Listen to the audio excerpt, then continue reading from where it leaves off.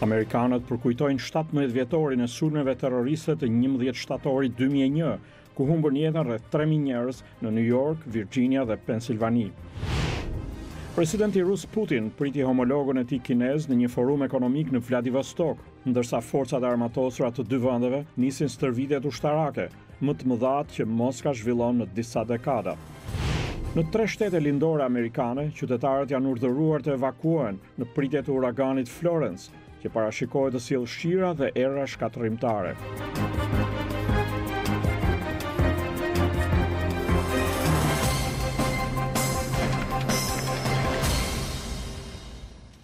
Mirëmbrëma dhe mirë se vini në programin e Zërit Amerikës Ditari, unë jam Ilir Ekonomi. Në këtë emision mund të ndiqni mes të tjerash, në Kosovë, kryeministri Ramush Haradinaj tha se loja me kufi është eksperiment i rrezikshëm, ndërsa hodhi poshtë sërish idenë e ndryshimit të kufirit me Serbinë. Në Tiranë promovohet libri Demokracia nuk pret me autor Frank Shkrelin, ish drejtor i sektorit të Eurazis në Zërin e Amerikës.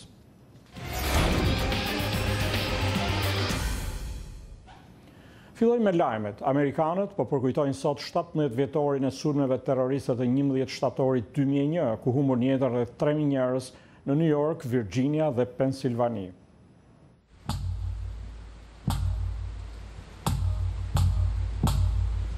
Oh, say, can you see by the dawn's early light? Presidenti Donald Trump po merr pjesë në një ceremoni në memorialin e 11 shtatorit në Shanksville të Pensilvanisë, pranë vendit ku rrëzua avioni kompanisë United Airlines me numër fluturimi 93 i rrëmbyer nga terroristët e lidhur me Al-Qaiden. Avioni u rrëzua edhe pse udhëtarët brenda tij arritën të rimarrin kontrollin nga terroristët. Në deklaratën e përvitshme presidenciale që e shpall 11 shtatorin si dita e patriotëve, presidenti Trump tha se aktet djallëzore nuk e mbytën dot frymën dhe as përkushtimin e vendit ndaj lirisë. Jemi mbledhur sot, tha ai, për të risjellë në mend një të vërtetë të përjetshme se kur Amerika është e bashkuar, asnjë forcë mbi tokë nuk mund të na ndajë, vlerat tona janë të qëndrueshme, populli ynë lulëzon, vendi ynë triumfon dhe kujtimi për njerëzit tanë të zemrës nuk shuhet.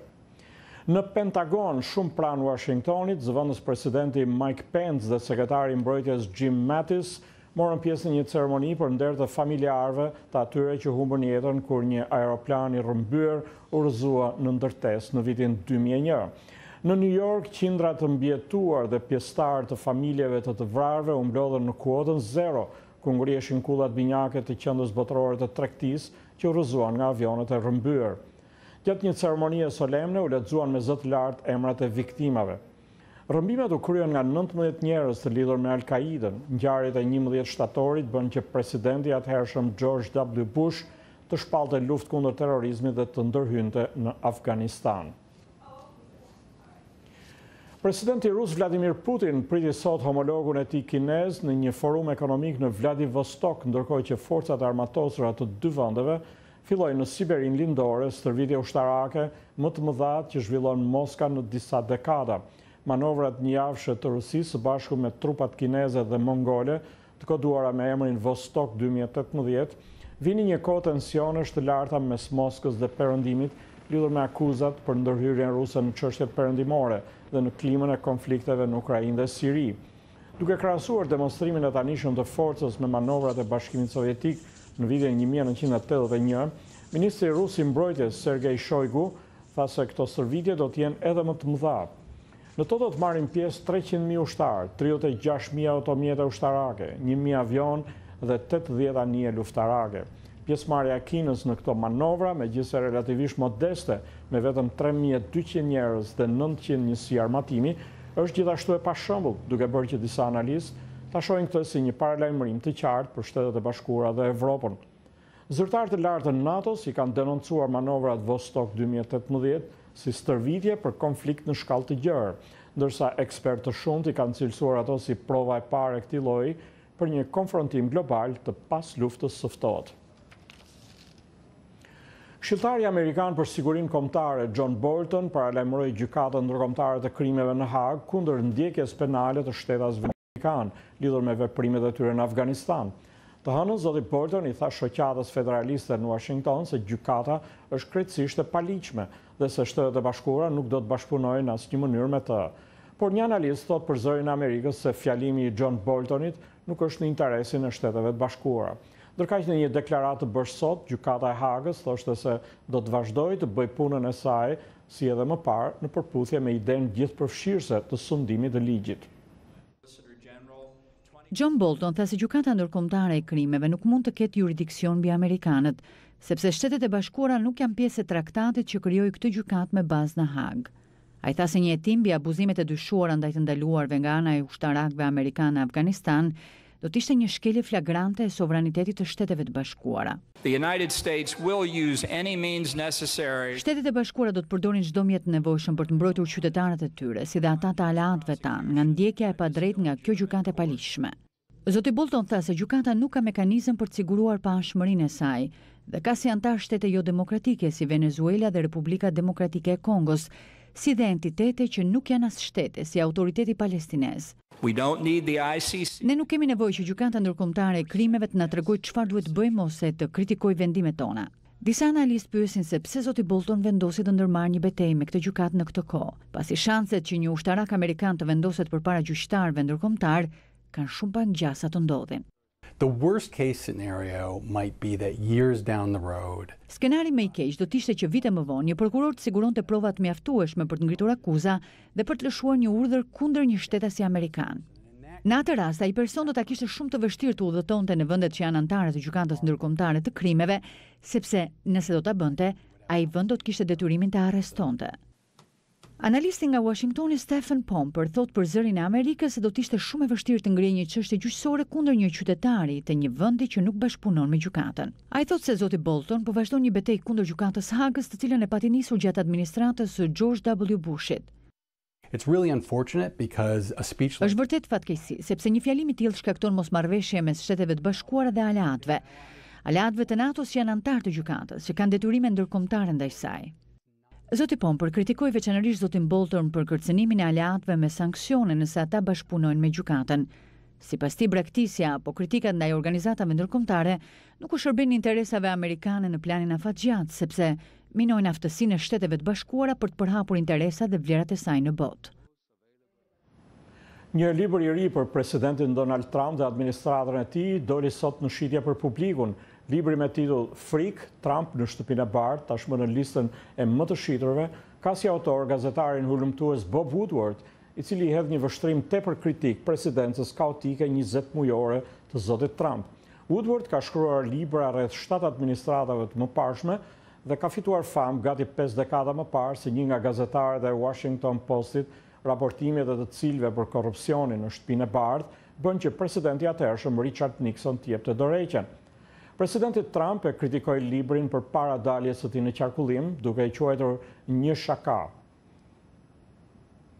Presidenti tha se libri përbën një tjetër sulm të zakonshëm kundër tij në morinë e sulmeve të tjera. Në 3 shtete lindore amerikane, qytetarët janë urdhëruar të evakuohen në pritje të uraganit Florence, që parashikohet të sjellë shira dhe erra shkatërimtare. Qendra kombëtare e uraganëve thot se pret që Florence të godas tokën në Karolinën e Veriut ose të Jugut, të njëjtën vonë deri të premten, si një stuhi jashtëzakonisht e rrezikshme. Fjala është për një uragan të kategorisë 4 me era maksimale prej 220 km/h. Parashikuesit e motit mendojnë se stuhia do të forcohet akoma më shumë sot ose nesër. Një stuhi e kategorisë 4 zakonisht sjell era të tilla që shkatrojnë çati dhe çrënjosin pemë, duke sjellë ndërprerje të mëdha të energjisë dhe duke bërë të pabanueshme zonat të tëra për javë ose muaj. Guvernatori i Karolinës së Jugut, Henry McMaster, urdhëroi një evakuim të gjithë bregdetit të këtij shteti. Ai parashikon se rreth 1 milion njerëz do të largohen nga shtëpitë e tyre.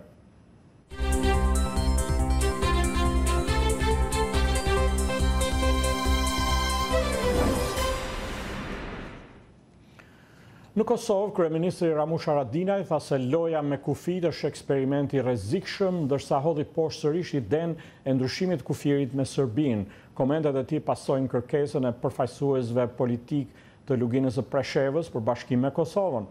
Deklaratat e fundit kanë nxitur debate dhe mospajtime të shumta, njofton korrespondenti ynë në Prishtinë, Leonard Shehu. Kryeministri i Kosovës, Ramush Haradinaj, tha të martën se loja me kufi dhe territori është eksperiment i rrezikshëm dhe bëri thirrje që të jepet fund retorikës rreth kësaj çështjeje. Ai bëri këto komente një ditë pasi që përfaqësuesit e luginës së Preshevës u takuan në Prishtinë me presidentin Hashim Thaçi dhe kërkuan që Parlamenti i Kosovës të miratojë një rezolutë përmes së cilës do të mbështeste bashkimin e asaj pjese me Kosovën. Ilos gjë që të kemi kujdes. Pse ju siguroj që të gjithë na jemi të vetëdijshëm që sa me rrezik është loja me kufi në Ballkan. E dim nga e kaluara, sa janë hap, nuk dihet ku janë mbyll, edhe në mirën e kuj mo. Nëse sa janë hap kufit, ose temat e kufive, nuk ka garanca kur do të mbyllen, pas çfarë tragjedive, edhe në mirën e kuj. Edhe Kosova se ka luksin pra me fol për ndryshime territori, kufish apo popullsie. Kryeministri Haradinaj tha se pozicioni i tij detyron të mbrojë territorin aktual të Kosovës.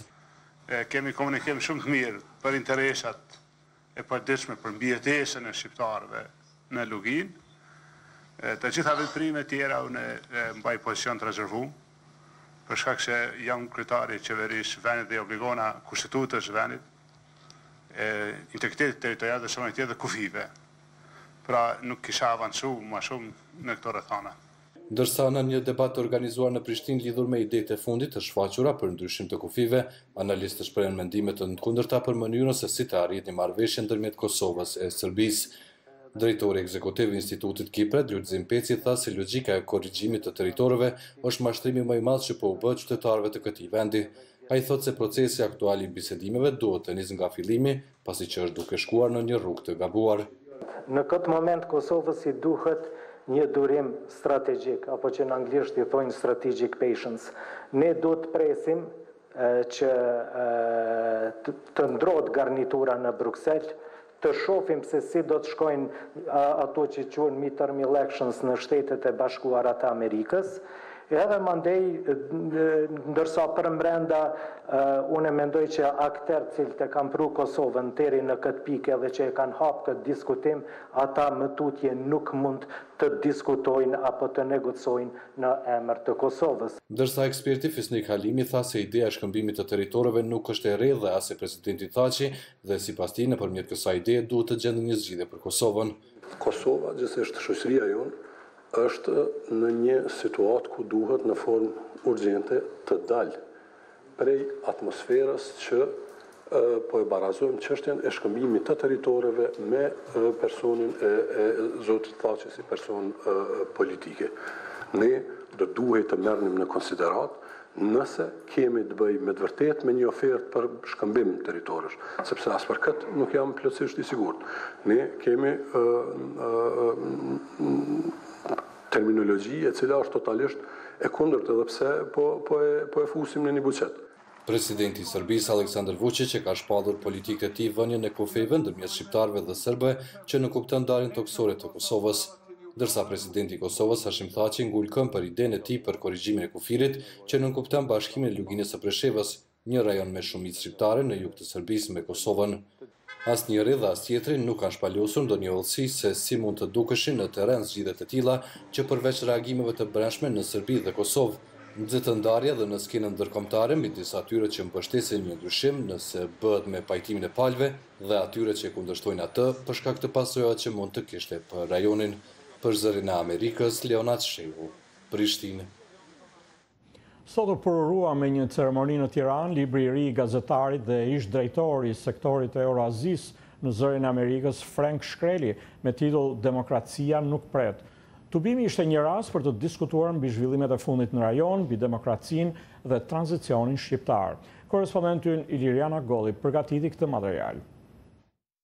Gazetari dhe ish drejtuesi i njohur i Zërit Amerikës në Shqip dhe divizionin e Eurazisë, Frank Shkreli, përuroi sot në Tiranë së bashku me botuesit e tij të gazetës Telegraf librin e tij në 3 vëllime Demokracia nuk pret. Libri përfshin një pjesë të shkrimeve të tij që botohen rregullisht në gazetën Telegraf në Tiranë, ku ai është analist i përhershëm. Për ne ka qenë një fat shumë i madh, ka qenë një privilegj shumë i madh që kemi pasur një bashkëpunim gati 10 vjeçare me këtë njerëz të mirë, të urtë.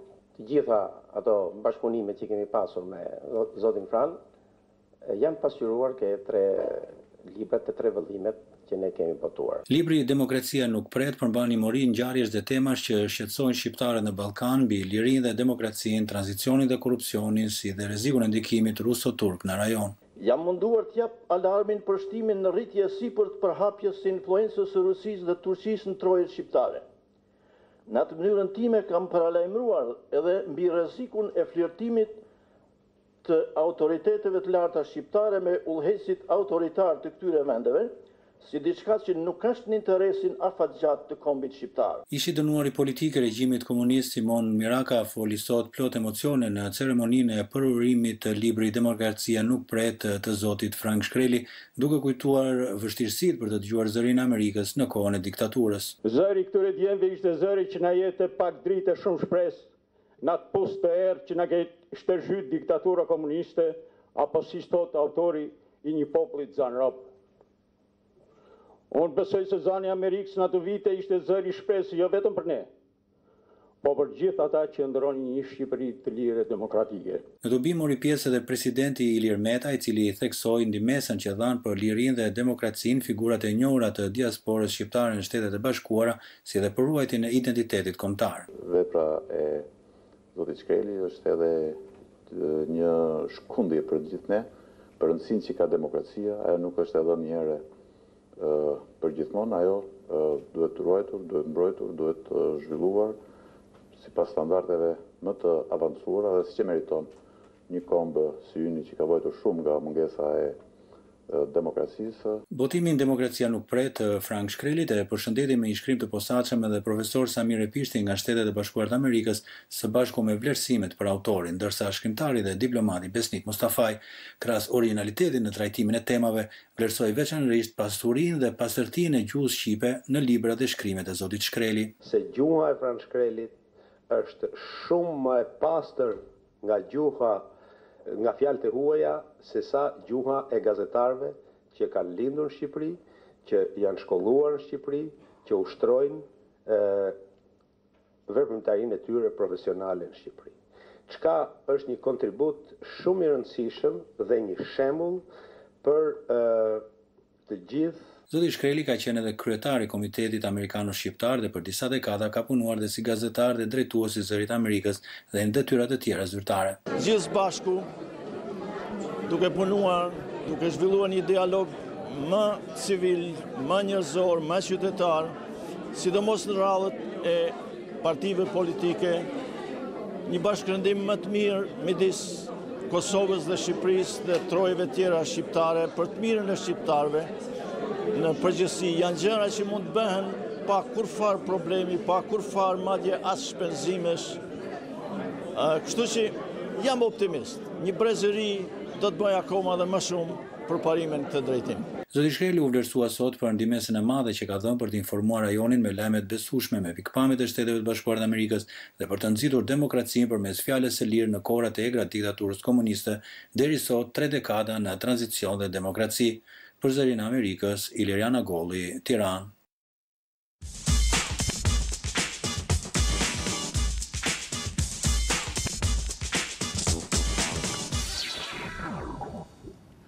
Në Suedi, një parti e ekstremit të djathtë me rrënjë në lëvizje neonaziste ka fituar terren të konsiderueshëm në zgjedhje në vazhdim të një prirjeje të ngjashme në vende të tjera të Evropës. Partia e kishte bërë emigracionin një temë qendrore të fushatës, pasi Suedia pranoi mijëra imigrant në vitin 2015. Tolerante e begat progresive, Suedia është konsideruar për një kohë të gjatë si modeli demokracisë sociale evropiane, por kjo qëndrueshmëri është ronditur nga zgjedhjet e së dielës. Shumë kishin parashikuar një tërmet politik, ndërsa demokratët e Suedisë të së djathtës së skajshme kishin kryesuar në anketa gjatë verës. Në fund ishte më shumë si një dridhje lehtë, ndërsa partia doli e treta me 18% të votave, një rritje 5% që nga viti 2014. It's strange. It's not Swedish. Është e çuditshme, nuk është diçka suedeze, mua më duket jo demokratike. Është vërtet alarmuese dhe është një situatë e frikshme këtë jetutje në Suedi. Tani për tani e ardhmja është bllokim politik.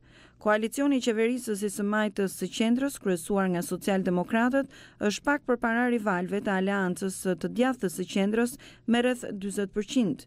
Bisedimet e pritshme për koalicion pritet të jenë të vështira dhe të dyja forcat kanë refuzuar të punojnë me demokratët e Suedisë. Kryeministri ka premtuar të qëndrojnë në detyrë. Vi ska samla alla goda. Do mbledhim të gjitha forcat pozitive dhe do të rezistojmë dhe do të tregojmë se është e mundur të kemi një shoqëri të ndryshme. Jo të gjithë suedezët mendojnë kështu. Suedia pranoi rreth 140.000 refugjat dhe imigrant në vitin 2015, një numër më i lartë për frymë edhe se sa Gjermania. Votuesit e demokratëve të Suedisë thonë se kanë vuajtur. Ja, med bostäder och sjukvård och skolor. Strehimi, kujdesi shëndetësor, shkollat e sforcon vendin në çdo lloj drejtimi. 70-80-talet, det var en fantastisk tid. Në vitet 70 dhe 80 ishte fantastike të rriteshe këtu. Tani çdo gjë po shkatërrohet. Kjo lloj nostalgjie ka qenë në qendër të fushatës të së djathtës së skajshme, tema që patën jehon në zgjedhjet e kohëve të fundit në gjithë Evropën, thot analisti Anders Hallström. You can no longer talk about the Swedish exceptionalism. Suedia është bërë ngjashme edhe me vende të tjera të Evropës, nuk është më e veçantë. Nuk është më aq e turpshme të thuash se ke votuar për demokratët e Suedisë. Por profesor Hallström thotë se është e gabuar të thuash se Suedia po anon nga e djathta.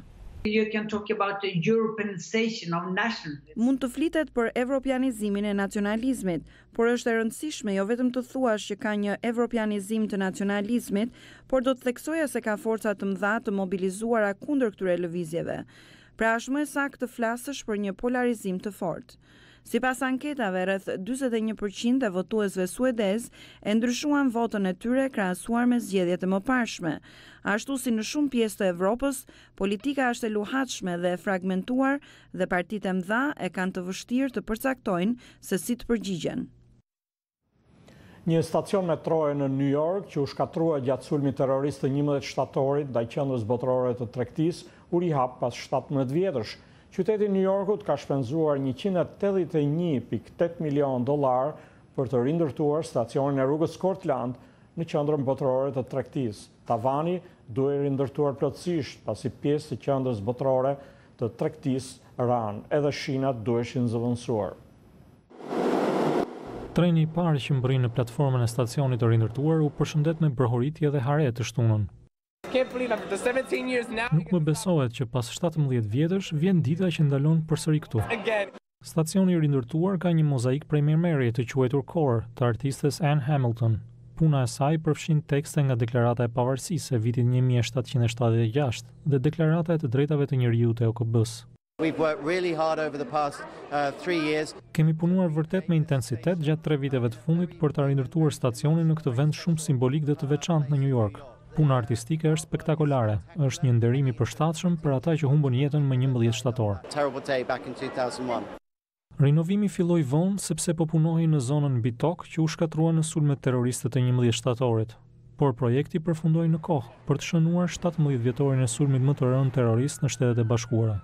Mbi 2700 vet humbën jetën dhe mijëra të tjerë u plagosën kur 2 avionet goditën qendrën dhe përmbysën kullat binjake. Baba i Walter Matuzës u vra në kullën veriore, kur Walter ishte vetëm 10 vjeç. Është fantastike të jem këtu dhe të bëj fotografi të shenjës së qendrës botërore të tregtisë. Zyrtarët e transportit thonë se Cortland në qendrën botërore të tregtisë nuk është thjesht një stacion i ri, është një simbol i vendosmërisë së newyorkezëve, jo vetëm për të rindërtuar, por edhe për të përmirësuar gjithë zonën përreth qendrës.